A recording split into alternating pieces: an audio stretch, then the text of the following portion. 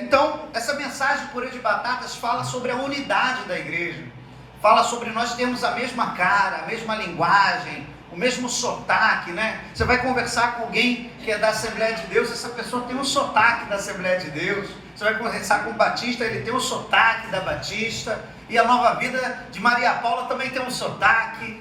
O nosso sotaque é o amor, o nosso sotaque é a presença do Espírito Santo fluindo.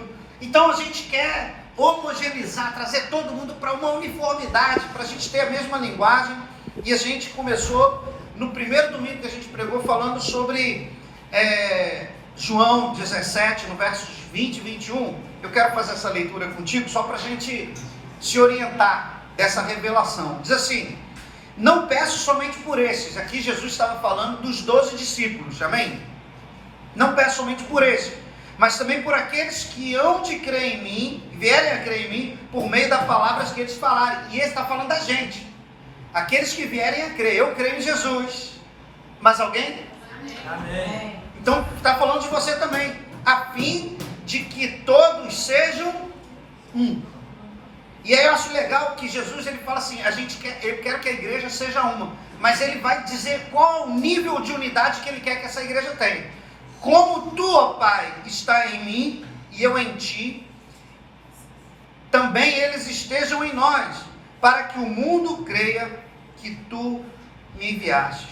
Eu vou fazer uma oração e aí a gente dá continuidade aqui logo depois. Bom Deus, te damos graças, te damos louvores, te damos honra, porque nós sabemos, ó Deus, que a revelação da tua palavra tem sido intensa nos nossos corações, e que tudo que for dito, Senhor, glorifique o teu nome, possa trazer unidade para o corpo de Cristo, possa trazer ousadia no pregar e anunciar o evangelho da salvação, que vidas sejam curadas, vidas sejam libertas, isso seja para a glória do teu nome, Senhor. Eu te peço isso em nome de Jesus, e quem crê diga amém. Amém. E aí a gente vai ver aqui Jesus dizendo que ele quer que a igreja se torne uma só, como ele e nele, como ele e o Pai, mas também que nós sejamos um com ele. Imagina você ser um com Deus. Não sei se é eu aqui. Um com Deus. Então, a gente começou falando que para fazer o purê de batatas, a primeira coisa que a gente precisa é escolher as batatas, né? A gente vai no mercado e escolhe as batatas. De alguma maneira sobrenatural, Deus escolheu você para estar aqui hoje ouvindo essa mensagem. Amém?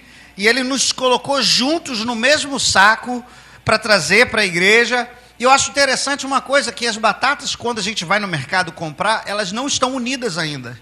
Elas estão juntas, mas não estão unidas. Tem muito crente que está na igreja, mas ele ainda não se permitiu passar pelo processo. Então ele está perto de você, do seu lado, junto com você, mas ele não é um com você, não está unido com você, não é uma coisa só. Então a gente entende que a gente precisa passar por um processo.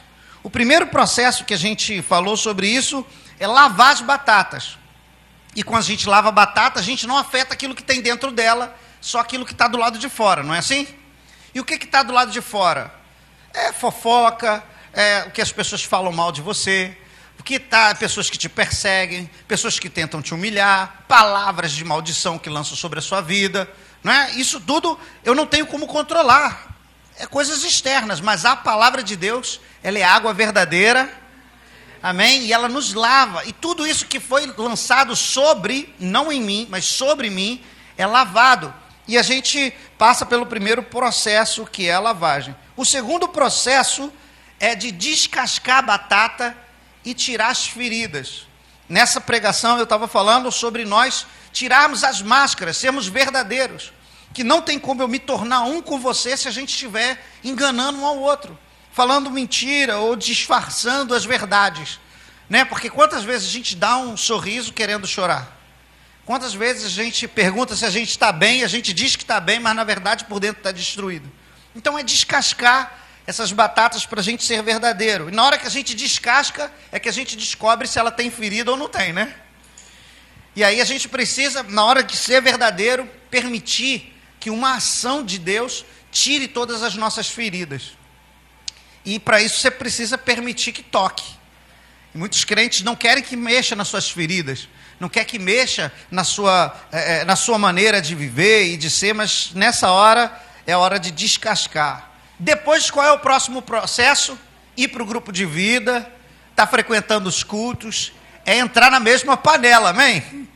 A gente precisa estar na mesma panela, porque se eu quero ser um contigo, não tem como eu dizer que te perdoo e querer que você more em Xerém, não é? Eu não perdoei de verdade. Perdoa de verdade aquele que perdoa e caminha junto. Se eu quiser, imagina se Deus perdoasse você e quisesse que você fosse para o inferno. Não é? Eu quero perdão com você, mas eu não quero você comigo na eternidade, eu quero que você vá para o inferno. O perdão de Deus é aquele que perdoa e quer andar junto. Amém? Você está me entendendo? Então, é estar na mesma panela, é andar junto. A gente precisa compartilhar das vitórias e das lutas. A gente precisa estar nos sorrisos e nas alegrias e na tristeza. Inclusive, né, eu peço devoto aqui os meus sinceros sentimentos, né, a sua família, perdeu o pai, não foi isso? Né, sepultou na sexta-feira, não foi? Na sexta-feira, né, meus sentimentos de verdade, porque a gente precisa estar feliz quando está jubilando, mas precisa chorar com os que choram. Meu coração está muito dolorido por isso, tá? Eu peço que o Espírito Santo conforte. Está colocado na mesma panela. E aí, o próximo processo, que é a mensagem de hoje, não basta estar na panela, porque estar na panela não faz de você uma batata. Da mesma forma como estar na igreja não faz de você um crente, de que estar numa garagem não faz de você um carro. Amém? Então, nós precisamos passar pelo processo dentro dessa panela, que é a igreja, que é o grupo de vida, que é o discipulado. A gente precisa passar pelo processo da água e do fogo. Aleluia. O processo do Espírito Santo. Porque a palavra de Deus diz que os símbolos do Espírito Santo é o fogo, e ele desceu, né, em Atos 2 como fogo, mas ele também em João 7 fala que o Espírito ele manifesta como um fluir de um rio do nosso interior. Eu acho interessante que a gente vai falar do Espírito Santo hoje, e a semana passada a gente também falou do Espírito Santo, não foi? Foi bem avivado aqui o culto domingo passado, gente. O céu estava baixinho aqui, a glória, né? Eu costumo dizer que o Espírito Santo pega a gente, não é? Foi tão gostoso, tão precioso aquele tempo. Então hoje a gente vai estar falando mais uma vez sobre o Espírito Santo, sobre a água e o fogo, que são os efeitos de estar sob o Espírito. Eu quero ler o texto de João, capítulo 7, como texto, né, para a gente iniciar essa mensagem. João 7, do 37 até o 39. E diz assim: no último dia, o grande dia da festa, Jesus se levantou e disse em alta voz: se alguém tem sede, venha a mim e beba. Quem crê em mim, como diz a Escritura, do seu interior fluirão rios de água viva. Isso disse a respeito de quem? Do Espírito, que os que nele crescem haviam de receber, pois o Espírito até aquele momento não tinha sido dado, porque Jesus ainda não havia sido glorificado. Eu acho interessante que do meio da festa Jesus manda essa: quem está com sede? E eu quero até deixar claro aqui que hoje a gente tem uma facilidade de água, né? Glória a Deus pela vida da irmã Maria, que está servindo um copo de água para um dos pequeninos. Tem galardão no céu, irmão. Você sabe, né? Então, um copo de água para um dos meus pequeninos. Sabe, e naquele tempo não tinha fartura de água, e a água não sendo encanada, existia uma dificuldade muito grande de deslocamento da água. Então, quando a gente vê em João 4, Jesus na beira do poço, e ele não tinha com que pegar água no poço, e ele fala com aquela mulher, né, sobre a adoração, e aí ele fala assim: olha, se você soubesse quem é que está te pedindo água, ao invés de você oferecer, você pediria água. Jesus estava falando a respeito do Espírito Santo, que aqui nesse texto simbolizado pela água. E Eu gosto de falar muito do batismo com o Espírito Santo, porque muitas pessoas não entendem o batismo com o Espírito Santo. Muitas pessoas acham que o batismo com o Espírito Santo é poder apenas. E, na verdade, quando a gente fala de batismo, a palavra batismo do grego quer dizer mergulho. Você sabia disso? A palavra batismo significa baptizo, do grego, que quer dizer submergir, mergulhar por inteiro, por completo. E eu só lembro daquelas passagens do Antigo Testamento que o profeta é tomado pela mão e vai andando sem côvados, né? Para quem não sabe, são 50 metros, águas nos artelhos, né? Que é aqui no calcanhar, depois nos joelhos, nos lombos, nos ombros, batismo. Amém? A gente vai se aprofundando na intimidade com Deus e a gente vai indo para águas mais profundas. É como se a gente, dentro dessa panela aqui, Deus viesse derramando da sua água de pouquinho em pouquinho, e à medida que nós vamos adorando, desse rio que flui do interior, começa a inundar esse ambiente. Você está entendendo o que eu estou dizendo? As águas dessa panela sobem à medida que o nosso coração transborda do Espírito. Porque é a fonte que está dentro que é jogado para fora, as águas sobem. Eu só consigo me batizar quando houver bastante mover do Espírito fluindo do nosso interior. Estar dentro dessa panela cheia de água não é o suficiente para a batata se transformar. Existe uma outra ação do Espírito Santo também que precisa acontecer. Porque quando a gente é batata e a gente está dentro da água, a gente ainda é durão, você sabia?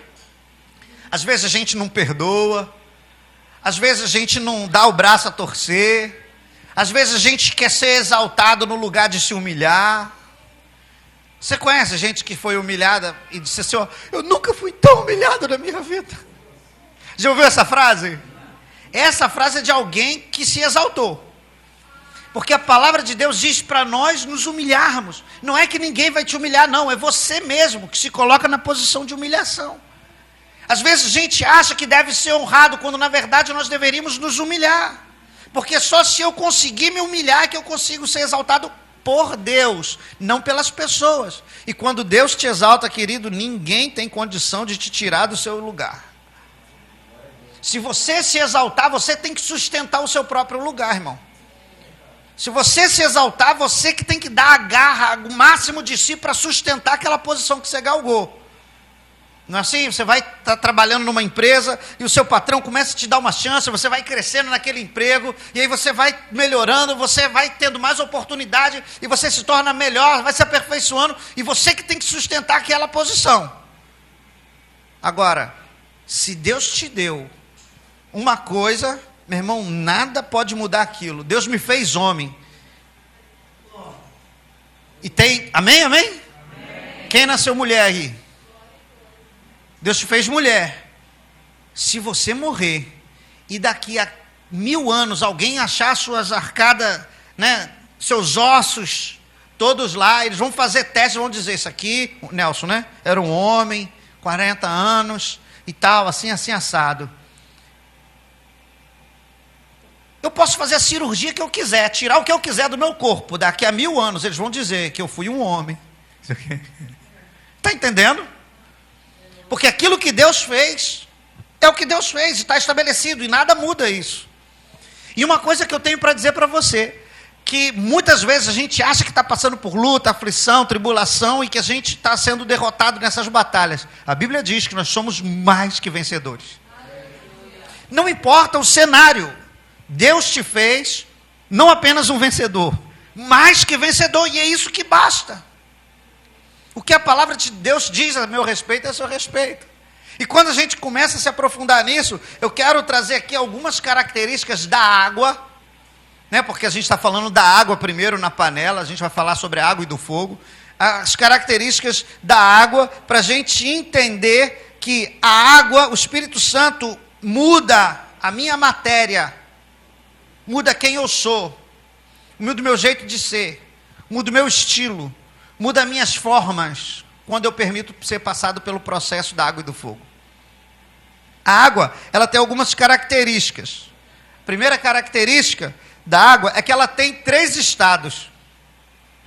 Alguém lembra quais são os estados da água? Sólido, líquido, gasoso, corpo, alma, espírito. Deus Pai, Deus Filho, Espírito Santo. Eu só consigo mudar o meu jeito de ser quando eu sou afetado por aquele que me deu origem. Tem muita gente que quer mudar na força do braço. Tem muita gente que quer mudar na força da disciplina. Tem muita gente que quer mudar. Meus queridos, eu digo para você que nada é mais poderoso do que a ação do Espírito Santo. Não tem a possibilidade de voltar dos pecados vencidos, de voltar para os vícios vencidos, quando eu estou mudado pelo próprio Espírito Santo. Outra característica da água é que ela tem a capacidade de limpar, não é assim? A água, ela tende a diluir as coisas, né? Eu vou falar um pouquinho mais sobre isso, mas ela tem a capacidade de tirar tudo que é sujeira. E eu não sei se vocês sabem, mas tem ocasiões que você usar sabão atrapalha, sabia? Tem coisas que você precisa lavar com água pura e corrente. Se você usar sabão, atrapalha. Por exemplo, alguém aqui já caiu um cisco no olho? Lava com sabão. A água por si só dá conta. É que a gente quer inventar os negócios, eu quero uma fumaça. O Lucas estava falando, né? Vamos botar aqui na igreja uma fumaça, pastor, vamos? Não é? Vamos botar fumaça. A gente colocou luzes, você notou que agora essas luzes estão funcionando? Não é?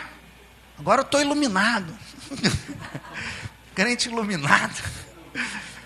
Não é? Não é o Espírito Santo. Isso não impressiona Deus. Deus do trono olhando assim, olha que luz legal. Ele quer saber se os seus olhos são bons, porque se os seus olhos forem bons, todo o seu corpo será iluminado. É essa luz que Jesus está preocupado. Essa daqui é eu que me preocupo. Se eu vou ficar bonito no vídeo aqui da live.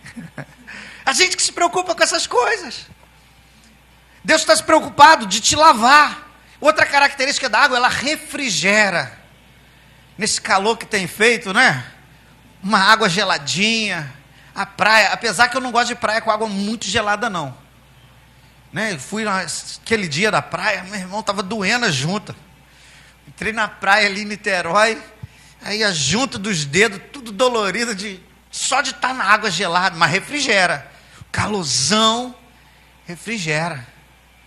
Né? Como Davi mesmo disse, né? Olha, da mesma forma como uma corça anseia pelas águas para se refrigerar, para beber, para se lavar, assim a minha alma anseia por ti, ó Deus.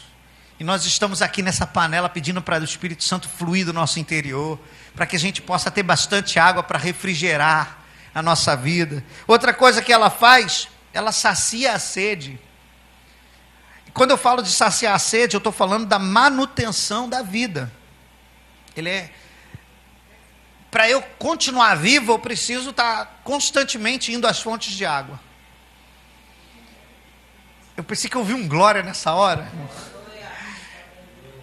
Porque tem gente que parece que tem fome e sede de Deus, mas ao invés de buscar a Deus, busca na droga, busca no álcool, busca na pornografia, busca no vício, busca no bloco de carnaval. Elas têm tanta fome de Deus, o vazio é tão grande que eles querem preencher com qualquer coisa que lhes dê prazer. Qualquer coisa que dê prazer, eu estou tentando preencher esse meu vazio com isso. E uma vez eu ouvi um pastor falando que na porta de cada botequim existem homens com fome e sede de Deus, matando a sua sede em esgoto. Eles querem Deus, só estão buscando no lugar errado. Outra característica da água é que ela é solvente universal. Você sabe o que é solvente universal? Ele dilui qualquer coisa, né? Até pedra. Pedra, água mole, pedra dura. Na verdade, esse ditado é com base na água ser um solvente universal. De tanto atrito na pedra, a água dilui a pedra. O solvente universal, a água, ela é capaz de diluir todas as coisas. Você mistura qualquer coisa com água. E aí eu acho interessante que, quando a gente fala disso, sobre o solvente universal, a gente tende a usar isso como solução. Não é? Vamos lá, vou traduzir isso para o português. Eu tenho um problema de tenho água e tenho café.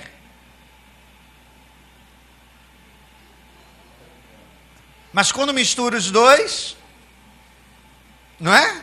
Alguém que já viu pegando um pó e botando na boca? Não? Por quê? Porque a água ela tem essa capacidade de diluir e fazer das coisas, aperfeiçoar elas, fazer elas ficarem melhor. Tem uma curiosidade aí que eu preguei num tempo desse aí sobre as águas lá na igreja. Eu estava explicando que como que o mar ele é salgado. Alguém que sabe por que o mar é salgado? O mar é salgado porque os rios correm todos para o mar. E a pedra, essas pedras mesmo da cachoeira, essas pedras, elas têm sais minerais nela. São sal mineral. E quando a água do rio vem passando, ela vem tirando o sal das pedras e ela deposita essa água com sal no mar. Só que a água do mar, ela evapora. Então sai só a água docinha, vem pela nuvem, aí chove na terra, a terra brota aquela mina e desce a água pelo rio. E esse processo, o sal vai ficando no mar. Entendeu como é que funciona? Por que a gente tem água salgada? Você não vai servir isso para nada, mas é cultura inútil. Só para você saber.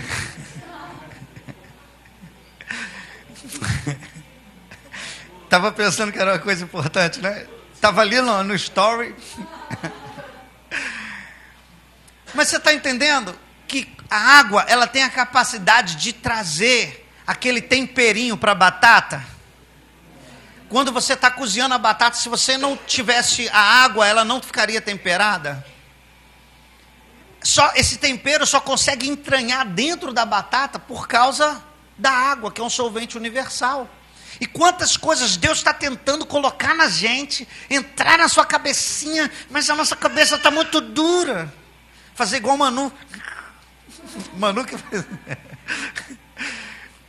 Sabe, a gente está com a cabeça tão dura porque a gente não se permitiu passar pelo processo da água. A gente não se permitiu passar pelo processo da água e do fogo. Deus está querendo colocar coisas em nós, mudar a nossa forma, mas a gente não se permite, porque esse solvente universal não está trazendo para dentro de nós aquilo que Deus quer trazer.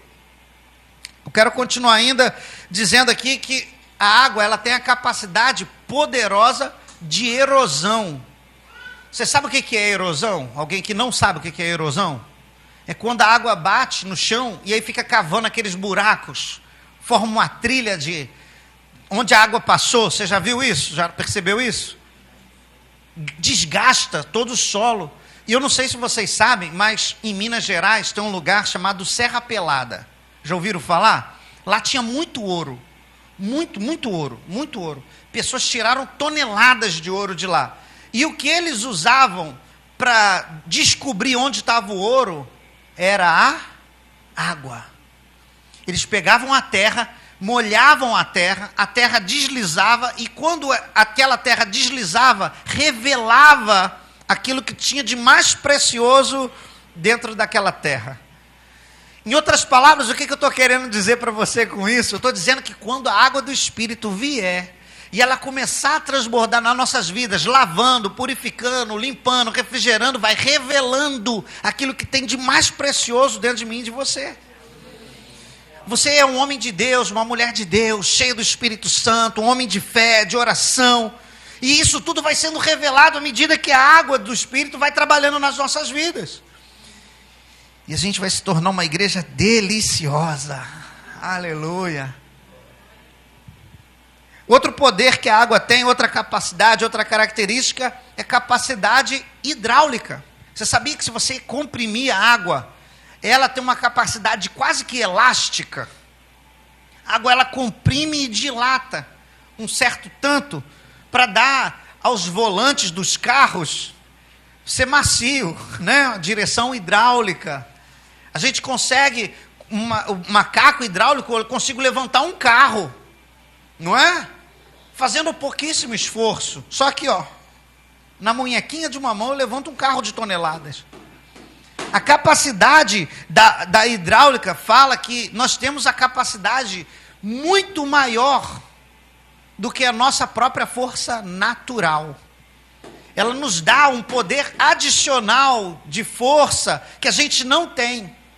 Com a capacidade hidráulica, nós temos a capacidade de fazer coisas que humanamente era impossível, agora eu consigo por causa dessa força hidráulica. O que eu estou querendo dizer com isso? Que muitas vezes, na nossa força, a gente não vai conseguir pela nossa própria capacidade. Mas se você contar com a água do Espírito, você vai conseguir superar os desafios, a pressão, a força, a luta. Pastor, mas eu não tenho mais força, eu não aguento. Busca do Espírito Santo, irmão. Existe um poder para você conseguir realizar essas tarefas. E a última característica aqui da água é que a água é indispensável para a vida. Eu estava vendo que o pessoal estava buscando em Marte água. Né? Eles mandaram uma sonda para Marte para buscar água. Você sabe por que eles mandaram essa sonda para buscar água? Porque eles queriam saber se tinha vida. Porque se não tiver água, não tem vida. Mas se eles descobrirem que tem água, tem a possibilidade de vida. E falar disso é muito precioso, não é? Imagina que loucura. O Espírito Santo flui em nós como água.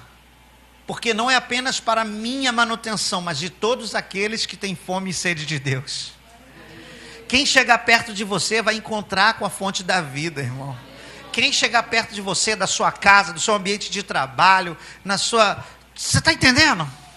Existe vida fluindo de você através dos seus lábios, através da sua boca. Você é uma fonte de vida. E quando isso tudo estiver acontecendo, meu irmão, fica tranquilo. Porque isso é cumprimento da palavra de Deus. Olha só o que diz Isaías 44. Eu separei 2 textos que falam sobre a água. 44:3 diz assim: porque derramarei água sobre o chão sedento, as torrentes sobre a terra seca. Derramarei o meu espírito sobre a sua descendência, a sua posteridade, sobre os seus filhos. Você quer que seus filhos sejam cheios do Espírito Santo? Eu quero muito que minhas 2 filhas, Lana e Mariá, Senhor, ouve minha oração aí. Que elas sejam cheias do teu Espírito, cheias das águas de Deus. E a minha bênção sobre os seus descendentes. E em Joel, capítulo 2, no verso 28, diz assim: acontecerá, depois disso, que derramarei o meu Espírito sobre toda a humanidade. Os filhos, as filhas de vocês profetizarão, os velhos sonharão, os jovens terão visões. Deus vai derramar o Espírito dele sobre essa igreja, sobre essa panela linda, vai derramar água, vai encher de água. Amém? Mas só que se você colocar a panela cheia de água lá, em cima do fogão, vai cozinhar a batata sozinha? Ela vai mudar, ela vai deixar de ser dura? Ela vai deixar de ser resistente? Não. O que precisa?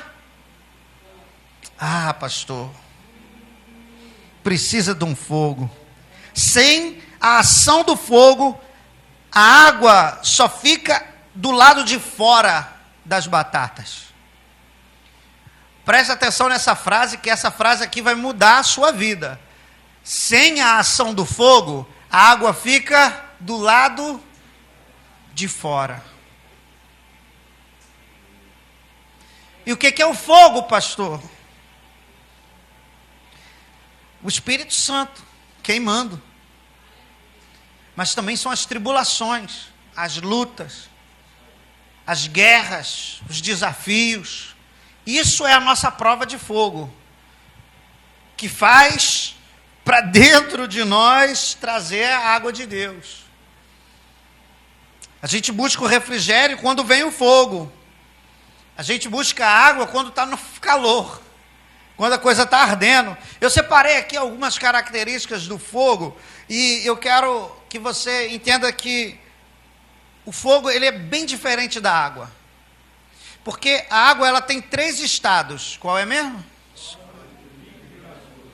Mas muitas vezes a gente não sabe que existe um 4º estado da matéria. Né? E eu sei que é um pouquinho chato isso que eu vou falar, mas eu preciso que você entenda. Existe uma coisa chamada quântica. Dentro da ciência, é uma outra ciência um pouco mais profunda, um pouco mais difícil de entender. E o fogo, ele está nessa capacidade quântica, porque ele não está no estado sólido, eu não consigo tocar. Ele não está no estado líquido, eu não consigo guardar. E nem está no estado gasoso, que eu consigo aferir. Ele está no estado de plasma. Pode botar lá. Ele afeta a matéria, mas ele não é afetado. Ele afeta todas as coisas, mas ele, por si só, ele não é afetado. O plasma não tem a capacidade de ser alterado por nada no universo. Deus, ele é imutável. Ele não tem variedade de deuses, né? Não existe o Deus do... Não, é um único Deus, todo-poderoso, eterno, soberano. Amém? Onipotente, onipresente, sabe de todas as coisas, onisciente. Ele não muda. O fogo não tem a capacidade de mudar. Ele se movimenta, mas ele não muda. E ele afeta todas as matérias, mas ele não é afetado por nenhuma delas. Ah, pastor, mas se a gente joga água, acaba o fogo. Não, acaba o oxigênio. Entendeu? Acaba o combustível.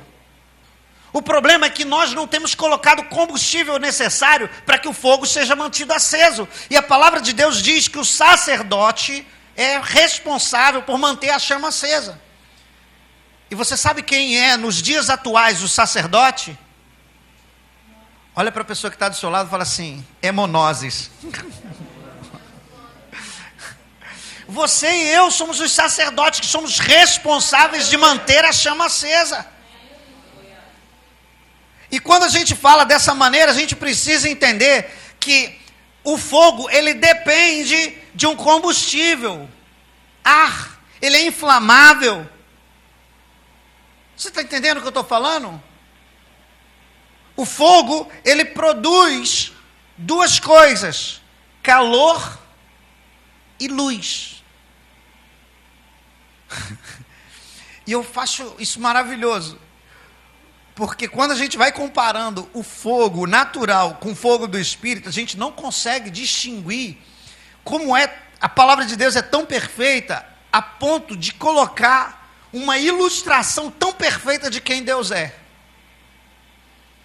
Porque quando a gente entra no fogo, a gente entra na batalha, a gente é purificado de todas as mazelas, como o ouro, né? Que quando colocado no fogo, tira todas as pedrinhas, todas as raízes, tudo que é lixo de dentro do fogo é queimado pelo fogo, mas o ouro continua lá. A matéria toda é afetada. E tudo que o fogo afeta, muda de forma. Anota isso. Tudo que o fogo afeta, muda de forma.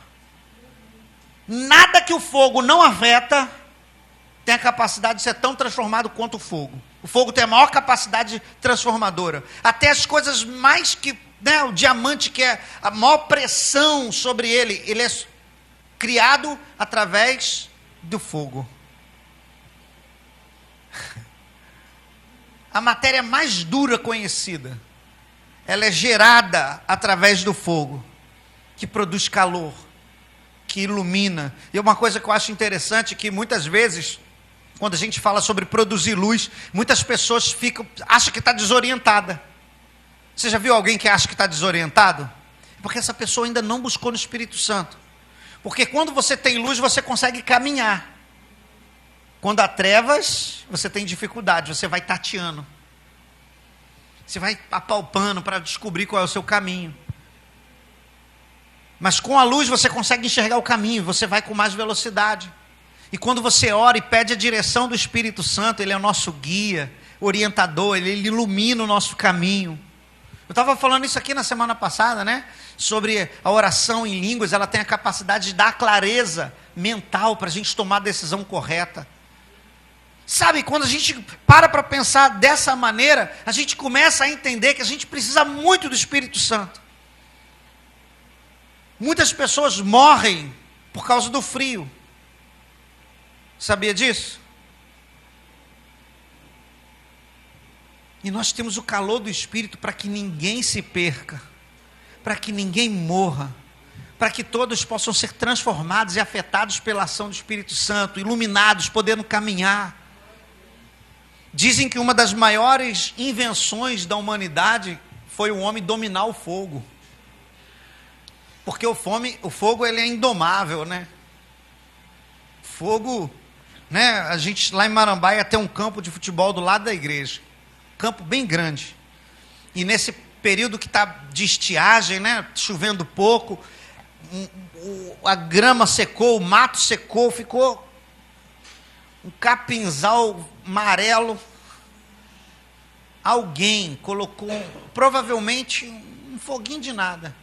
Aquele negócio alastrou, pegou no campo todo e foi pegando perto da casa do vizinho. O fogo se espalha. Acho que você não entendeu o que eu estou dizendo. Eu estou dizendo que você está cheio de Deus. As pessoas vão começar a ver o fogo de Deus na sua vida. Elas vão começar a ser afetadas pelo fogo de Deus na sua vida. Elas vão começar a querer caminhar perto de você. Porque tudo aquilo que o fogo toca transforma. Foi? E eu deixei aqui por último. O fogo tem a capacidade de amolecer o macarrão, mas também de endurecer o ovo. Não é? Às vezes o Espírito Santo vem e para uma pessoa ele amolece, para outra ela endurece. Pastor, que heresia é essa? Onde que está isso na Bíblia? Enquanto Deus estava quebrantando o povo de Israel para eles saírem do Egito, o que ele fez com o coração de Faraó? Era a mesma ação. As pragas que estavam sobre o Egito também estavam sobre o povo de Deus. Não pense que o povo de Deus não sofreu com as rãs, mosca, piolho, água e sangue. O povo de Israel também estava sofrendo junto com o pessoal do Egito. Na hora da morte dos primogênitos, quer seja egípcio, quer seja judeu, quem não tivesse o sangue do cordeiro, o filho mais velho morria. Era a mesma ação de Deus, só que para uns, ele estava quebrantando o coração, levando o povo a sair daquela terra da maldição, e para outros estava endurecendo o coração, deixando mais ruim. E quando eu vejo, nos dias de hoje, a ação que o fogo tem feito, eu vejo que existe uma igreja muito gloriosa, sem mancha, sem ruga, sem mácula, uma igreja verdadeira, uma igreja que glorifica a Deus, uma igreja que entende Cordeiro, que marcha para vencer, que avança contra as portas do inferno, e as portas do inferno não prevalecem, uma igreja que ora pelos enfermos, pelos endemoniados, uma igreja viva, poderosa. Mas ao mesmo tempo, eu vejo uma igreja que se tornou religiosa, que usa a palavra de Deus para maltratar as pessoas, que usa do poder que Deus dá para fazer riqueza, avareza, pastores que usam o púlpito para fazer um negócio. Ao mesmo tempo que o fogo de Deus está vindo e amolecendo, quebrantando e mudando algumas pessoas, outras pessoas estão se endurecendo e cada vez mais se tornam cegos e surdos para ouvir aquilo que Deus está fazendo nesse tempo. Da mesma forma que o coração de Faraó. Mas olha só o que diz a palavra de Deus sobre essas pessoas que ouvem o mesmo fogo do Espírito. Para um é uma coisa, para outro é outra coisa. Malaquias 4, nos versos 1 e 2, diz assim: pois vem o dia. Eu acho maravilhoso esse começo. Pois vem o dia, queimando como fornalha. Todos os soberbos e todos os que praticam mal serão como palha. O dia que vem os queimará, diz o Senhor dos Exércitos, de modo que não lhes deixará nem raiz, nem ramos. Mas para a nova vida de Maria Paula, os que temem o nome do Senhor, nascerá o sol da justiça, trazendo salvação nas suas asas, e eles sairão, saltarão como bezerros soltos da estrebaria. Para alguns o fogo vai ser terrível, mas para nós que tememos ao Senhor, vai ter a capacidade de nos moldar. Deus vai ter a capacidade de trabalhar na minha vida. Deus vai ter capacidade de trabalhar na sua vida. Sua vida não vai ser mais a mesma, vai ser moldável, vai ser maleável. A ação do Espírito Santo em nós é como se fosse a água e o fogo trabalhando juntos, mudando quem a gente é, moldando por completo quem a gente é. Não é só da parte de fora. Tem igrejas que parece que você olha para as pessoas e está todo mundo bem vestido, está todo mundo bonito, e tem um cacuete de crente, mas por dentro são sepulcros caiados. Gente, em nome de Jesus, nós repreendemos isso da nossa igreja. Nós já estamos descascando as batatas. Deus vai agir e nós vamos ser os mesmos por dentro e por fora, uma nova criatura. Porque quando a batata está crua, ela é dura, ela é resistente. Por mais nutritiva que ela seja, ela ainda é dura. Por mais nutritiva que ela seja, ela é resistente. Está tudo aí, está tudo no coração. A pessoa é boa, tem capacidade, mas está lá dura, com aquela cabeça que não entra nada. Deixa o Espírito Santo amolecer você, meu irmão, pelo fogo e pela água. Amém. É um pouquinho antes, tá? Passou direto. Mas quando colocamos essa batata na panela com água e fogo, algo extraordinário acontece. Ela começa a ser transformada. Essa panela que eu falo é a nossa igreja, amém? Essa panela que eu estou falando é o grupo de vida. Essa panela é o discipulado, é o relacionamento que a gente tem uns com os outros. Essa é a panela, né? Que eu falei que a gente tem que aprender a lidar com gente diferente naquele culto, não é? Que as batatas são diferentes. Até aquele momento as batatas são diferentes, né? O Tiago é diferente de mim, eu sou diferente do Eduardo. Embora Eduardo e eu temos algumas semelhanças. Né? Agora ele está de óculos, ficou mais parecido ainda. Mas as pessoas são diferentes, né? Eu posso contar um apelido que a gente te deu aqui na obra, não? Você lembra ainda daquele apelido? Tá gravando? Você corta? Pode contar? A gente estava aqui na obra e tal, mexia aqui, mexia de lá, e Tiago Zacarias, ele é muito agitado. Não é? Ele fica fazendo um monte de coisa. E o Lucas, ele não tem a mesma velocidade, mesmo pique. E aí o Tiago chegou para falar assim: está aí manjando balão, olhando para o tempo. Aí ficou chamando ele de manja balão. Mas tanto o Tiago quanto o Lucas são servos do Deus Altíssimo, estão na mesma panela, diferentes que sejam, batatas diferentes, mas estão sendo trabalhados juntos pela mesma água, pelo mesmo fogo, pelo mesmo Espírito Santo, para que a gente se torne um. Um com uma característica, outro com outra característica, mas somos um. Algo maravilhoso, extraordinário está acontecendo aqui. Deus está colocando a gente para ser transformado na água e no fogo. Quando a batata é colocada na água fervente, é que ela passa pelo processo de amolecimento.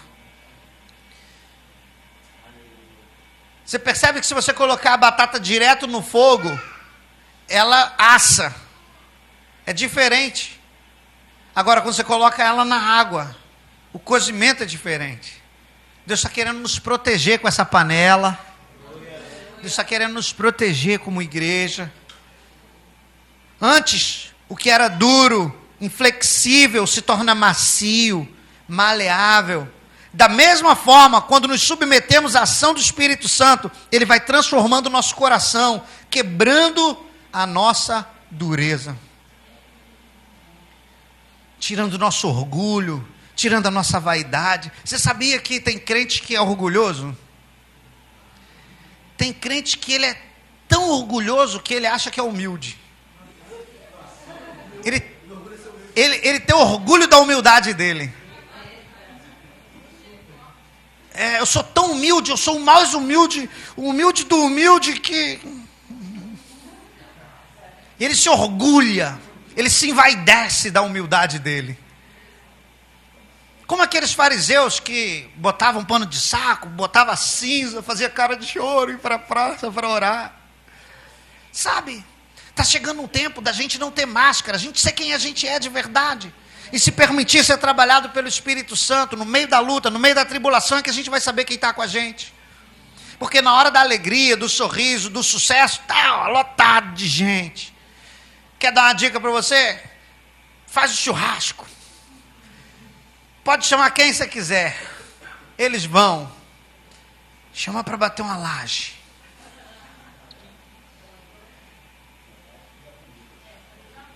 Diz que está faltando comida na sua casa. Diz que sua conta de luz está atrasada. Você está entendendo o que eu estou falando? Teve uma vez que a gente esteve acolhendo uma pessoa, e amando, e respeitando, e cuidando, sabe? Com muito carinho, com muito amor. A gente ajudava na conta de luz, a gente ajudava com compra, né? A gente só não pagava o condomínio, mas a gente ajudou aquela família muito. E a gente servia em amor e tal. E um belo dia, faltou um dinheiro na igreja. E a gente acabou descobrindo que o rapaz que a gente estava ajudando roubou R$800 do encontro com Deus. Mais para frente, depois ele me roubou de novo, em outra situação. E a gente servindo em amor e tal. Tem pessoas que vão estar do nosso lado só por causa daquilo que a gente tem, por causa daquilo que a gente consegue. Não é por causa da gente. E a gente precisa começar a colocar essas pessoas no fogo da água e do Espírito para a gente saber quem está com a gente de verdade. Porque na hora do bem bom está todo mundo lá, mas na hora que aperta o calo, que as coisas ficam duras, difícil, aí a gente vê quem está com a gente de verdade. A gente começa a descobrir quem está apoiando. E, gente, eu digo para vocês, para a glória de Deus, tá? Eu fui muito acolhido, me senti tão amado quando Lana adoeceu. Eu acho que Deus permitiu de Lana adoecer, não foi nem por causa de mostrar o milagre que Deus fez, não. Porque Deus fez milagre, amém? A menina não tomou nenhum remédio. Não tinha câncer na cabeça, não tinha trombose na cabeça, não tinha nada. Os médicos procuravam, investigavam daqui para lá, de lá para cá, nada. Reviraram a menina toda e não acharam nada. Deram remédio de pirona para ela, dentro do hospital, internada no CTI, 14 dias. Dipirona, tramal, para dor. Isso a gente dava em casa. Deus tratou daquela criança, cuidou dela. Mais do que isso, Deus cuidou de mim e da minha esposa. A gente percebeu o quanto a gente era amado. Porque na caminhada, meu irmão, às vezes é difícil a gente ver quem está com a gente. Na caminhada, a gente vê todo mundo prosperando. E eu te falei que eu gosto de orar por chave. Você lembra disso? Eu gosto de orar por chave. Comprou um carro, amém, deixa eu orar sua chave aqui. Comprou a casa, deixa eu orar sua casa aqui. E eu gosto de orar por chave. Mas eu também gosto de orar no luto. Porque a gente não pode estar só nas alegrias. É se alegrar com os que se alegram e chorar com os que choram. E nós, como igreja, não podemos deixar os princípios da palavra de Deus, que é perceber quem está com a gente na hora do fogo, na hora do aperto, na hora da luta. É ombro a ombro, é ser corpo, é ser um só.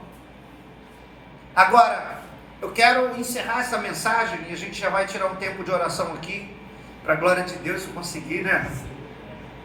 Tempinho maior hoje. Porque semana passada a gente terminou em cima do lance, né? Foi 5 minutos só de oração. Eu gosto de orar muito, irmão. Sou crente de oração. Glória. Né? Aí olha só, eu quero ler esse último slide, mas eu quero que você perceba que esse slide é um fechamento da água e do fogo, amém?